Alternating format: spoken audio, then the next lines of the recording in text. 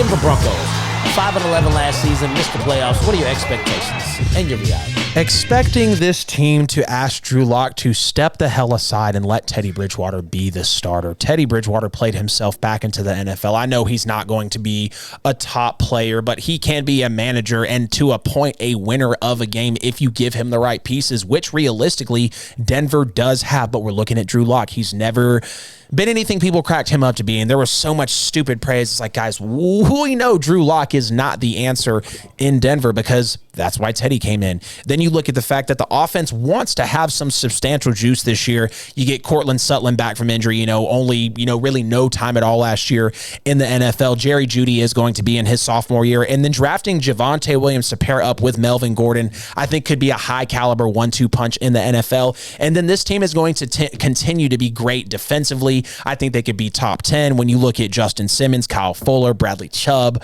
Von Miller, and then you did just draft Patrick Surtain as well, which some people were kind of, shocked about that. But hey, if you feel like that's the best corner and you need him, get him off the board. You had the high pick, and I was more of an advocate of a quarterback pick, but hey, either way, as long as Justin Fields performs and he does what you need him to do, as you took him in that pick in the NFL draft. Now we're going on to the reality. No spike in here in the wins. It's going to be another 5-win season, but with one more loss because we are on to the 17-game year, 5-12 record. And the Broncos, I think, are going to be a little too stupid for a little too long. They're going to let Drew Lock stay in there, and just Teddy Bridgewater, when he could have came in and potentially made them at least fight for a spot, they're not going to give him the time of day. So I do think they're going to bank too much on Drew Lock. They could give a lot of teams issues in the NFL. They're not going to be able to get the coaching right, though, and we know this team is going to fall towards the bottom.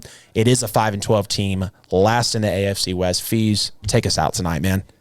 Denver Broncos, expectations for Teddy Bridgewater with Melvin Gordon and the rookie Javonte Williams behind him, young wide receiver core with Jerry Jeudy, KJ Hamler, and a defense that boasts Von Miller, Bradley Chubb, Kyle Fuller, and the rook Pat Surtain.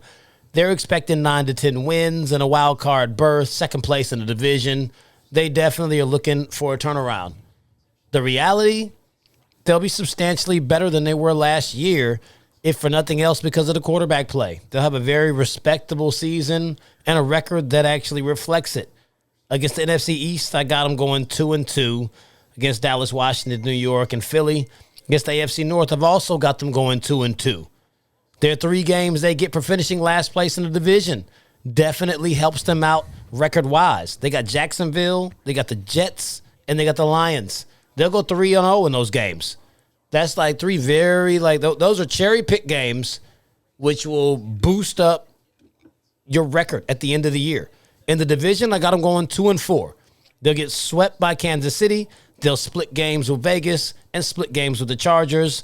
I've got the Denver Broncos finishing the season at 9-8. That will actually get them third place because their division record will be worse than the Raiders' division record with the same record. But 9-8 is very much like that. That's a very respectable season coming off of 5-11.